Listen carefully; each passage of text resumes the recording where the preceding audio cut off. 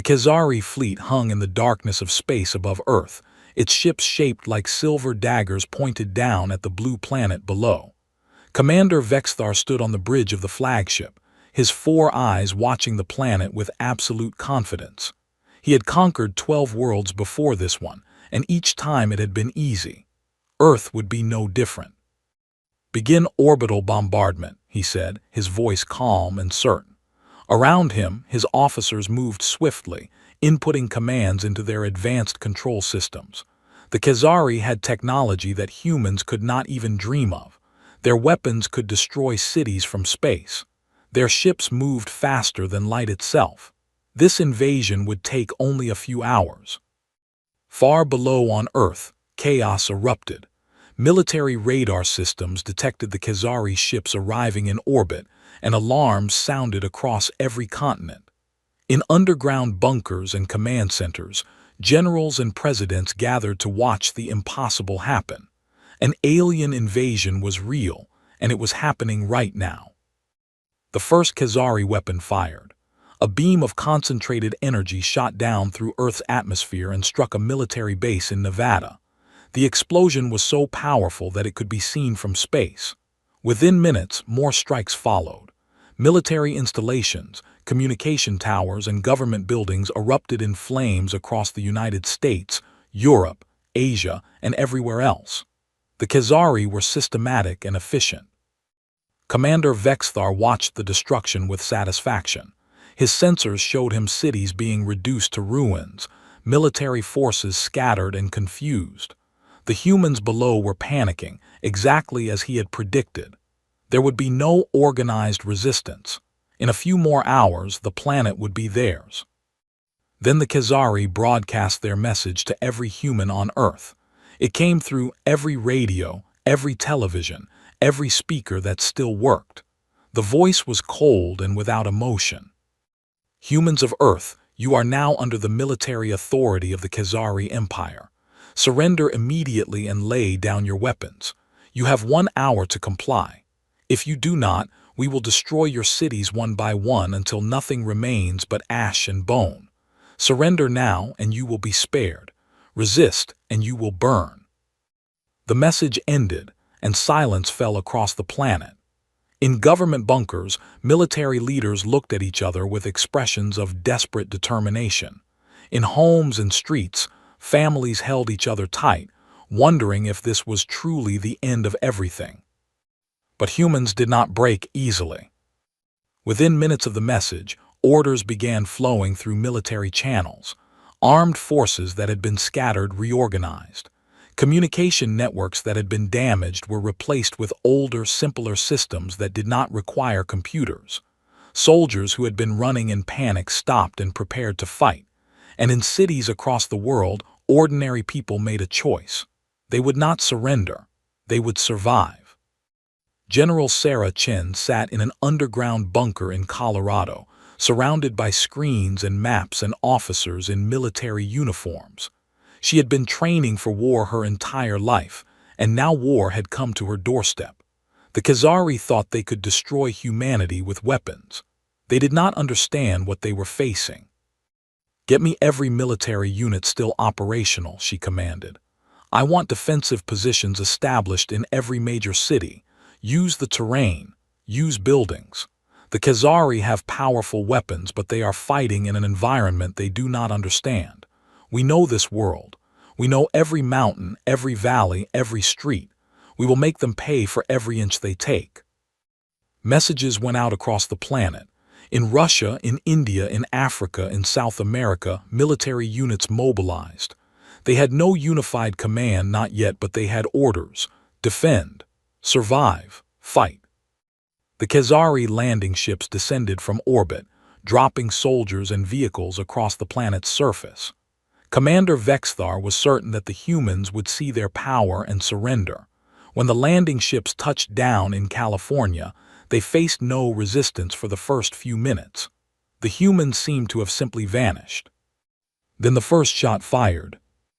A hidden position in the hills surrounding the landing zone opened fire with heavy weapons.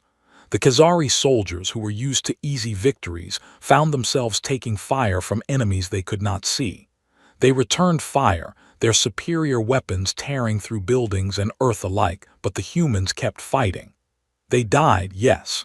Many of them died, but they did not surrender and they did not run. More landing zones around the world reported the same thing. Resistance. Unexpected, desperate, and deadly resistance. Commander Vexthar received reports of casualties. 700 soldiers lost in the first hour, 2,000 in the second. His confidence began to waver, but only slightly. His forces still outnumbered the humans and his weapons were still superior. It would take longer than he had expected, but the outcome was still certain. What Commander Vexthar did not understand was that humans had something that no computer could measure or account for. They had hope. They had families to protect. They had homes and memories and love. And they had proven throughout their entire history that when everything was taken from them, when the odds were impossible, they would still stand and fight. In New York City, a young soldier named Marcus Lopez crouched behind a destroyed car, watching Khazari dropships land on Fifth Avenue. His unit had lost half its soldiers already and they had been fighting for only 2 hours. But they were still there. They were still shooting. And every Khazari soldier they killed meant fewer enemies to face. "Keep your fire disciplined," he shouted to the soldiers with him. "Don't waste ammunition. Make every shot count. We hold this position until we get new orders." The soldiers nodded and they kept fighting. It did not matter that they knew they could lose. It did not matter that the Khazari had better weapons and better armor. What mattered was that they were here, they were fighting, and they would not stop. This was what the Khazari had not expected. They had conquered other worlds where civilizations were more unified, more centralized. Those civilizations had surrendered quickly because their leaders made the choice to surrender. But Earth had no single leader who could order the entire planet to give up. Instead, it had billions of people in different countries, different cultures, different beliefs, all making the same decision in their own way. They would fight. As the Khazari invasion reached the end of its first day, the reports to Commander Vexthar changed in tone. The casualties continued to mount. The humans were learning, adapting to each Khazari tactic, developing new ways to fight. The invasion that was supposed to be finished in hours was showing no signs of ending. And for the first time since the assault began, Commander Vexthar began to feel something that he had never felt before: doubt. He looked down at the blue planet, still burning from the orbital strikes, still filled with a species that refused to surrender. Somewhere down there, humans were picking up weapons they had buried in the ground. They were sharing knowledge about how to fight Khazari soldiers. They were organizing, adapting, and preparing for a longer war.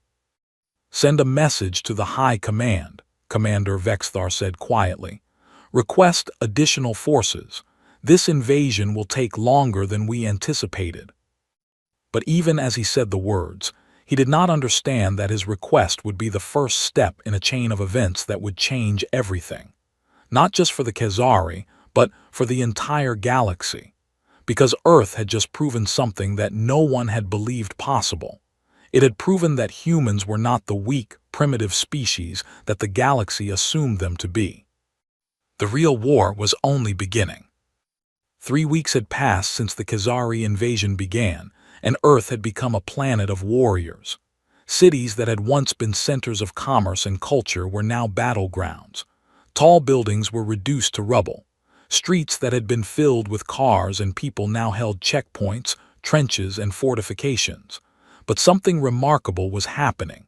Instead of breaking under the pressure, humanity was transforming. In a laboratory hidden beneath a mountain in Switzerland, a team of scientists worked frantically around captured Khazari technology. Dr. Alina Volkov, a brilliant physicist with tired eyes and hands stained with alien machinery, was studying a piece of equipment that the Khazari had left behind when they retreated from an attack. Her team had only days to understand it, reverse engineer it, and find a way to use it against the invaders. "Here," she said, pointing to a complex circuit that glowed with a faint blue light. This is their communication system. If we can copy this structure and integrate it with our own technology, we might be able to intercept their military communications. We need to move fast. The scientists around her moved with urgency. They had seen what happened in the cities. They knew that every hour they worked might save thousands of lives. There was no time to doubt, no time to rest. There was only work. In a valley in Afghanistan, General Khan, a military leader who had fought in many wars during his life, was training a group of fighters who had never held a gun before the invasion. There were farmers, teachers, doctors, and shopkeepers among them. They had all volunteered to fight, and Khan was teaching them how to survive. "The Khazari have better weapons," he told them, his voice loud and clear. "They have armor that your bullets cannot easily pierce. They have sensors that can see in darkness, but you have something they do not. You have been living on this planet your entire lives. You know the land, you know the buildings, you know the people, and you have something inside that they cannot understand." He pointed to each of their hearts. "You fight for your families, you fight for your homes. That is stronger than any weapon." The young fighters listened, and many of them nodded. They were terrified. Many had seen people they loved die in the fighting, but they were ready to fight anyway. This was what separated humans from machines. A machine could be programmed to fight, but a human chose to fight, knowing it might die, knowing it might lose, and fighting anyway. Across the oceans, human navies that had once been spread out across the world were now coordinating for the first time in human history. Ships from different countries that had been rivals for centuries were now sailing together, sharing information, working as one force. A Khazari transport ship approaching the coast of Australia was caught in a coordinated attack from submarines and aircraft that attacked from different angles, using tactics that the Khazari had never faced before. "Their ships are powerful," said Admiral James Morrison, watching the attack from a command ship. "But they are not used to fighting on water. They come from space.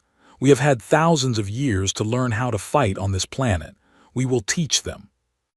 The transport ship exploded in a burst of fire and sank into the ocean. It was a victory, but an expensive one. 2 aircraft were lost and 50 sailors died.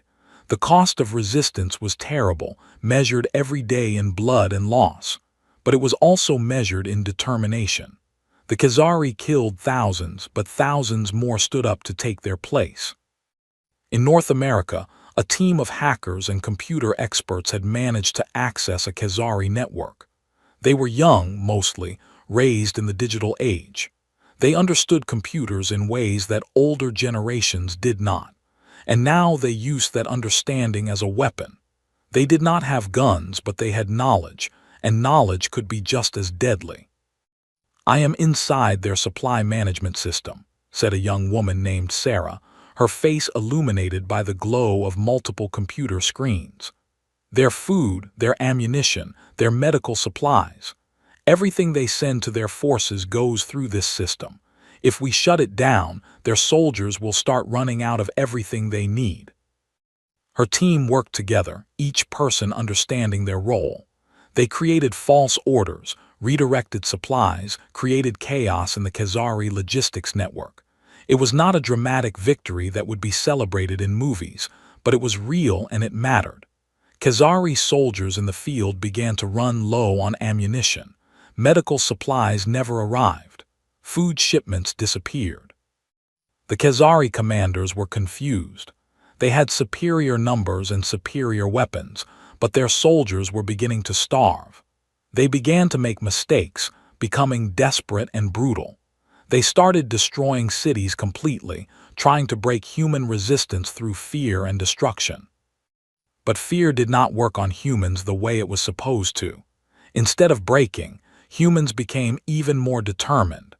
When a city was destroyed, people from that city joined the resistance in other locations. The destruction only created more soldiers, more fighters, more reasons to fight. Dr. Volkov's team succeeded in cracking the Khazari communication system. Within days, Human military leaders knew where Khazari forces were moving, what their plans were, and what their weaknesses were. The humans were no longer fighting blind. They were fighting with knowledge. In a hospital in London, nurses and doctors worked without sleep to treat the wounded.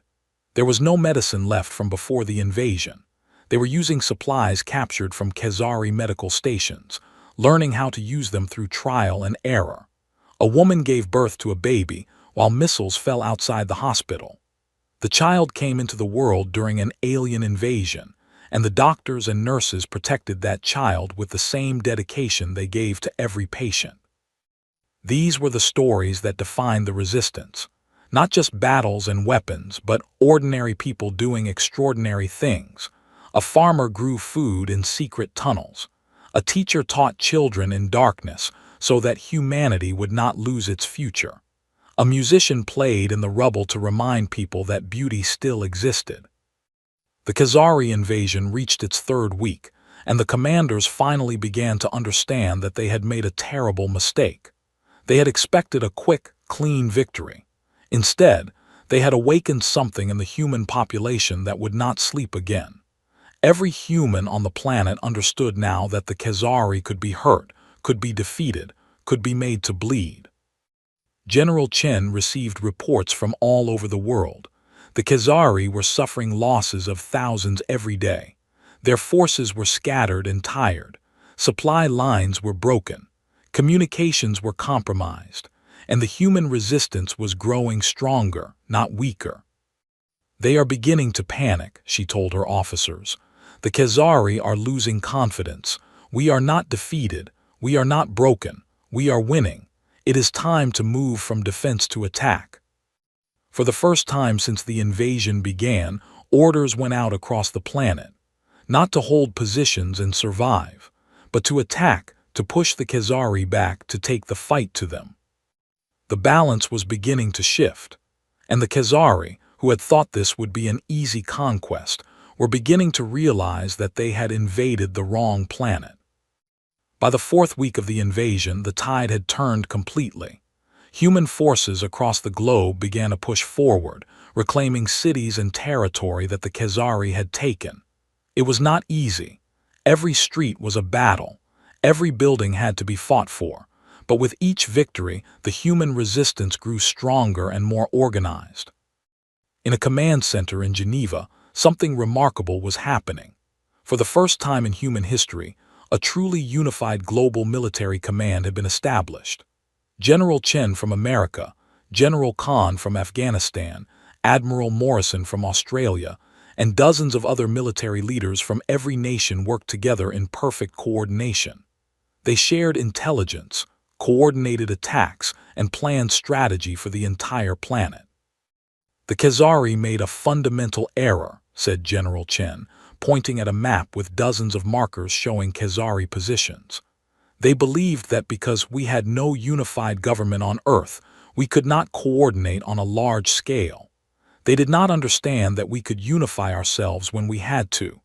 We did it in days. Now we fight as one species, not as divided nations." The unified command allowed for complex military operations that would have been impossible before the invasion. A coordinated attack on a Khazari supply station in Africa meant drawing their attention and forces to that location. While they fought there, another force struck at their position in Europe. While they responded there, a third attack came from Asia. The Khazari, used to fighting scattered, disorganized enemies, found themselves facing an opponent that could strike from every direction at once. In the skies above Earth, human pilots flew captured Khazari fighters that they had managed to take intact. These pilots had learned the Khazari systems through desperation and ingenuity. They had studied every detail, every button, every control. They flew these ships now, using weapons that they did not fully understand but had learned through practice. In dogfights above the Pacific Ocean, human pilots engaged Khazari fighters in aerial combat. Sometimes the humans won. Sometimes they died. But they never stopped fighting. In laboratories and workshops across the planet, engineers and scientists were creating new weapons. They took Khazari technology and modified it. They took human technology and improved it. A group in Brazil created a weapon that used Khazari energy cells to power a laser cannon based on an old human design. It was crude, but it worked. An engineer in Japan modified a captured Khazari shield generator to protect a bunker instead of a ship. In Moscow, a team reverse-engineered Khazari armor plating and began manufacturing it for human soldiers. What the Khazari had not expected was human creativity under pressure. They did not understand that humans, when faced with impossible odds, would invent, would adapt, would find new ways to survive and fight. Every Khazari weapon that fell into human hands became a teacher. Every Khazari defeat became a lesson. Every day of fighting made humans better at war. Commander Vexthar received reports that made his heart race with fear. A Khazari orbital platform had been infiltrated by human soldiers who had somehow climbed into space without proper equipment, using nothing but salvaged Khazari oxygen masks and improvised spacesuits made from reinforced materials. They had fought their way through the station, destroyed vital systems, and escaped. Somehow, humans had reached into space itself and struck at the Khazari fleet. "How is this possible?" he demanded of his officers. "They have no space program, no training. How did they reach us?" An officer hesitated before answering. "Sir, they built their own spacecraft, using salvaged Khazari components and human materials. It was crude, but it functioned. They are not bound by what they should and should not be able to do. They simply do what is necessary." The understanding began to sink into Vexthar's consciousness. The humans were not following any logical pattern. They were not doing what game theory and military strategy said they should do. They were doing what their emotions and their will demanded, and that made them unpredictable and dangerous in ways that Vexthar had never experienced. In a hidden location in Africa, a human scientist named Dr. Amara made a breakthrough that would change everything. She was working with a Khazari power generator that had been damaged in a bombing. Her team had been trying to repair it, but they could not make it work with Khazari technology and Khazari understanding. "What if we stop trying to use it their way?" she asked her team. "What if we take it apart completely and understand what it does, not how they think it should work, but what it actually does?" They dismantled the device completely. It took them 3 days. They drew diagrams, made notes, tested each component. And when they understood it, they realized something that the Khazari had hidden even from themselves. The device was far more powerful than the Khazari were using it for. The limitations were artificial, built in by their own culture and their own expectations. "We can modify this," Dr. Amara said, her eyes bright with excitement and fear. "We can make it more powerful, much more powerful. We can create weapons that the Khazari never thought were possible because they never thought to push these devices to their limits." News of the discovery spread through the human resistance like fire. Within days, teams of scientists and engineers were working on modifications. Within weeks, new weapons were being produced, weapons designed with human ingenuity and powered by Khazari technology used in ways the Khazari themselves had never imagined. General Chen received reports of a major Khazari offensive forming in what used to be Europe. The Khazari were preparing a final assault, a last attempt to break human resistance through overwhelming force. They had suffered terrible losses, but they still had numbers and they still had power. If they could break the human resistance in Europe, they believed they could regain the initiative across the planet. "Prepare all forces for the counterattack," Chen ordered. "This is the moment. This is where we take back our world." She pulled together every resource, every weapon, every soldier that could be moved. Human forces from 3 continents converged on the battleground. The Khazari, expecting to find scattered, desperate humans, instead found an organized military force that was ready, prepared, and waiting. The battle was enormous. Thousands died on both sides. The Khazari used their overwhelming firepower. The humans used their knowledge of the terrain, their superior numbers in the defense, and their superior tactics. And for the first time, the humans won a decisive victory. The Khazari were not defeated, but they were broken. Their momentum was shattered. Their soldiers realized that they could not win, that every day of fighting meant more losses, more suffering, and no prospect of victory. In his command ship, Commander Vexthar made a decision that he should have made weeks ago. He began to withdraw his forces. The invasion was over. Earth had not been conquered. Instead, Earth had conquered its invaders, or at least driven them from its soil. But as the Khazari ships began to climb back toward orbit, the full horror of their defeat became clear. Thousands upon thousands of soldiers would not be coming home. Military equipment lay destroyed across the planet. And the humans, instead of being broken and enslaved, were standing victorious and growing stronger every moment. Vexthar understood now what the galaxy would soon discover. Humans were not weak. They were not primitive. They were something far more dangerous. They were a species that, when facing extinction, would become unstoppable. The Khazari fleet jumped to faster-than-light speed and began the journey home, leaving behind a defeated invasion force and a planet that was already beginning to heal. On Earth, humans did not celebrate immediately. First, they mourned. They counted their dead, and the number was terrible. Millions had died. Entire cities had been destroyed. But they had survived, and they had won. In the months that followed, Earth began to recover. In the ruins of New York, engineers started rebuilding. In the destroyed fields of Europe, farmers replanted crops. In hospitals around the world, doctors and nurses continued to save lives. And in laboratories and command centers, scientists and military leaders studied the technology that the Khazari had left behind. The Khazari survivors who had been captured were questioned about the invasion. Most were soldiers, and they were traumatized by what they had experienced. But some were officers, and they were willing to talk about why the invasion had failed. "The humans did not think like us," one Khazari officer told his interrogators. "We calculated probabilities. We expected them to surrender, but they did not. They did not want to surrender. They were willing to die rather than accept defeat. We could not predict that because we do not think that way. We do not value death so little that we accept it without question." Another prisoner, a communications specialist, added, "Their weapons were not as good as ours. Their armor was not as strong.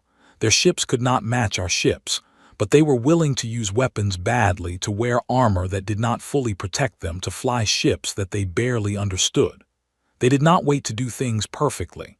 They did things quickly, and they learned from failure. We are trained to avoid failure. They are trained to survive it." The reports reached the Galactic Council, and shock rippled through every member species. The Khazari, who were a respected military power, had been defeated by a species that most of the galaxy viewed as primitive. The implications were enormous. In a grand chamber in the heart of the galaxy, representatives from hundreds of alien species gathered. The Galactic Council had met many times before, but this session was different. The confidence that had always existed in the room was replaced by uncertainty and fear. One species, the Valtherians, who were known for their cold logic and strategic thinking, proposed an immediate military response. "We must move quickly," they argued. "If humans are capable of this, they could become a threat to all of us. We must establish military bases around their system and prepare defenses." But another species, the Mercians, who were ancient traders, had a different view. "Perhaps we should attempt to make contact," they suggested. "If this species is truly as capable as the reports suggest, then we have a choice. We can make them enemies, or we can make them allies. Making allies would be better than making enemies." The debate continued for hours. Some species wanted to attack Earth before humans could develop further. Others wanted to establish trade routes. Some wanted to simply watch and study. The Galactic Council, which had always been unified in its belief in its own superiority, was fracturing. Back on Earth, humans were beginning to understand the bigger picture. The Khazari were not the only alien species in the galaxy.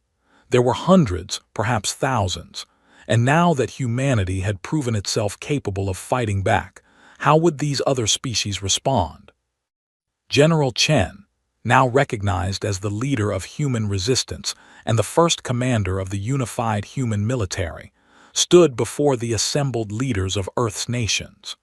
The United Nations, which had existed for over a century but had never truly united the world, was now the place where real global government was being born. "We have survived," she told them. "We have won, but our survival means something bigger now. We are no longer an isolated species on an isolated planet. We are part of a galactic community, whether we want it to be or not, and that community is watching us very carefully." The world leaders listened, and they understood the weight of what she was saying. Earth could no longer hide from the galaxy. Earth could not return to what it had been before the invasion. The species had to move forward, had to grow, had to prepare for whatever came next. "We need to establish contact with other intelligent species," Chen continued. "We need to understand what the galaxy is like, who lives in it, and what threats we might face. We also need to continue studying the Khazari technology. We need to develop our own technology, our own weapons, our own capability to defend ourselves and to explore. We need to prepare to leave this planet and take our place in the stars." The leaders agreed, though some were afraid of what that might mean, but the decision was made. Humanity would not retreat into isolation. Humanity would move forward. Scientists and engineers who had been working on reverse engineering Khazari technology received new orders. Instead of just trying to defend Earth, they were now tasked with creating the foundation for human space exploration. Laboratories that had been hidden in mountains and bunkers were brought into the open. The best minds of the planet were united in a single project: create human spacecraft capable of leaving Earth. In the months that followed, an incredible thing happened. Different nations that had been rivals for centuries began to share their scientific knowledge freely. A breakthrough in propulsion systems made by Russian scientists was immediately shared with the Americans, who shared their work on weapon systems with the Japanese, who shared their work on computer systems with researchers from every nation on Earth. War had united the world in survival. Now, the prospect of a larger future united them in hope. The first human spacecraft designed using Khazari technology was constructed in secret locations across 3 continents and assembled in orbit. It was crude compared to Khazari ships, but it was built by humans, using human engineering, carrying human dreams. They named it the Discovery, and they prepared to launch it toward the stars. But before the Discovery could launch, something unexpected happened. A message arrived from deep space. It was not from the Khazari, it was from another species entirely. The Mercians, the ancient traders of the galaxy, had sent a message to Earth. It was simple, written in a form of communication that human scientists had managed to translate using fragments of Khazari languages they had studied. "Humans of Earth, we have heard reports of your resistance against the Khazari invasion. We wish to establish contact. We wish to trade with you. We wish to know more about your species. Please respond." The message was brief, but its implications were enormous. The galaxy did not see humans as a simple curiosity or a threat to be eliminated. Some species saw potential. Some saw opportunity. Humanity had forced its way onto the galactic stage, not through submission or surrender, but through strength and determination. General Chen read the message and smiled. "It begins," she said quietly. "Our species will never be the same again, but we will face whatever comes next with the same strength that defeated the Khazari." The world was changing. Earth was no longer isolated. Humanity had proven itself in the eyes of the galaxy. Now came the question of what humans would do with that proof. The Galactic Council chamber was in chaos. Species that had maintained their dignity for thousands of years were speaking over each other, arguing, demanding answers. The Khazari delegation sat in silence, their shame and defeat hanging over them like a dark cloud. Commander Vexthar had requested permission to address the council in person, and the council had agreed, though many wanted nothing to do with him or his failed invasion. Now he stood at the center of the chamber, surrounded by representatives of the most powerful species in the galaxy, and he prepared to explain the truth about the invasion of Earth. "Members of the council," he began, his voice steady though his entire body showed the weight of his failure. "I stand before you to report the details of the Earth invasion and to explain how a species that we considered primitive was able to defeat a modern military force." The chamber fell silent. Even the Valtherians, who had been arguing most loudly for a preemptive strike against humanity, stopped talking to listen. "When we arrived at Earth," Vexthar continued, "we expected a quick surrender. The humans had no unified government, no central command structure, no advanced military technology. By every logical measurement, they should have surrendered within hours. They did not." He paused, choosing his words carefully. "Instead, they united, not through government command or military order, but through something deeper. Every human on that planet seemed to understand without being told that they had to fight or die. They organized themselves. They adapted to our weapons. They learned our systems faster than should have been possible, and they were willing to die, not because they were stupid or illogical, but because they valued something more than their own survival." An ancient Mercian asked, "What did they value more than survival?" "Their world," Vexthar said simply. "Their families, their homes, their species. When we threatened these things, they became something we could not stop. They were not thinking about the odds. They were not calculating the probability of victory. They were simply fighting for what they loved." A younger species, the Thyrillian, spoke up. "Can you provide examples of their tactical innovations?" Vexthar nodded and began to describe the details. How humans had reverse-engineered Khazari technology and modified it in weeks. How they had used their inferior weapons with greater creativity than the Khazari had used their superior ones. How they had hacked into computer systems using nothing but captured equipment and intelligence. How they had organized a global military command despite never having had such a thing before. How they had coordinated attacks across multiple continents with perfect timing. "They are different from us," Vexthar said. "We are logical, we follow our training, we obey our orders, they are adaptable. They ignore what should be possible and do what is necessary. We prepare for war, they wage war. There is a difference, and that difference is why they defeated us." The Valtherians began arguing again, but now their argument was different. Instead of debating whether to attack Earth, they were debating what Earth might become if given time to grow and develop. "They have access to our technology now," one Valtherian said with clear fear.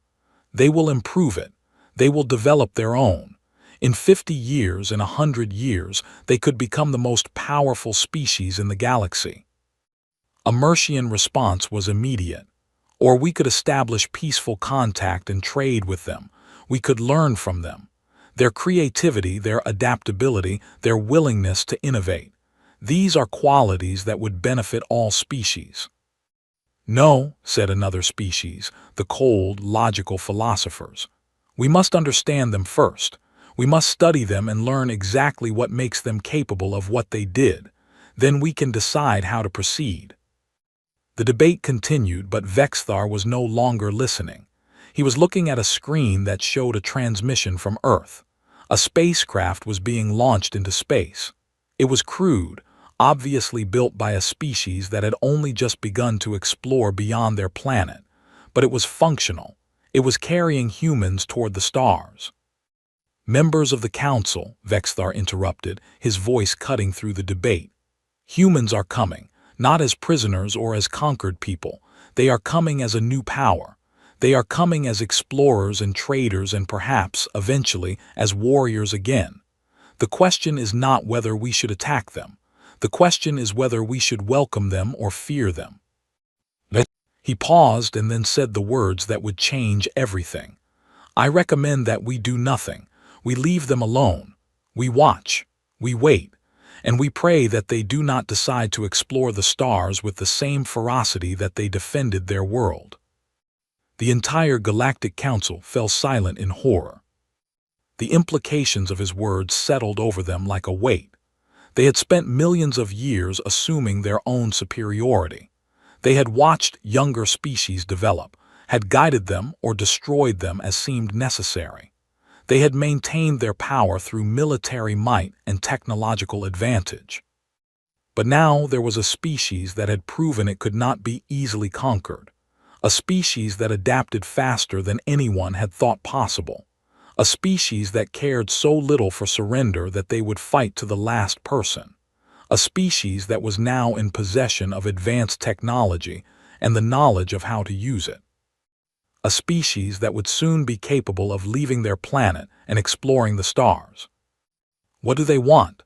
asked one of the older members, a being of pure energy who had existed for countless centuries. "Have they made any demands? Do they want territory? Do they want to join the council? What do these humans want?" "We do not know," Vexthar admitted. "We have not attempted to communicate with them beyond the invasion. If we are wise, we will do so now, before they are strong enough that our communication becomes negotiation instead of discussion between unequals." The council began to divide into groups. Some species were already preparing treaties. The Mercians were organizing a trade delegation. Others were quietly preparing defensive measures. Some were simply watching and waiting. The unified authority of the Galactic Council, which had always been absolute and unchallenged, was fragmenting under the weight of a single uncomfortable truth. Humanity had proven that they could not be controlled, could not be easily defeated, and should be respected. Back on Earth, in the command center where General Chen stood watching her people work, a message came through the communications system. It was from an alien species, the Mercians, requesting peaceful contact and trade. Chen read the message and smiled.